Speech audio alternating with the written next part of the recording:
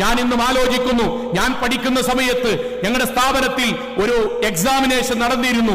അതിൽ വിജയിക്കുന്ന വളരെ കുറഞ്ഞ കുട്ടികളെ ഉണ്ടായിരുന്നുള്ളൂ. പക്ഷെ ആ വിജയിക്കുന്ന കുട്ടികൾക്ക് കേന്ദ്ര ഗവൺമെന്റ് 10ാം ക്ലാസ്സിന് ശേഷം ഡൽഹിയിൽ പോയി പഠിക്കുവാനും പിന്നീട് 5 വർഷം ആ കുട്ടിക്ക് പഠിക്കുവാനുള്ള സ്കോളർഷിപ്പ് കേന്ദ്ര ഗവൺമെന്റ് മികച്ച സ്കോളർഷിപ്പ് നൽകി ആ കുട്ടിക്ക് പഠനത്തിനുള്ള സൗകര്യം നൽകുകയായിരുന്നു.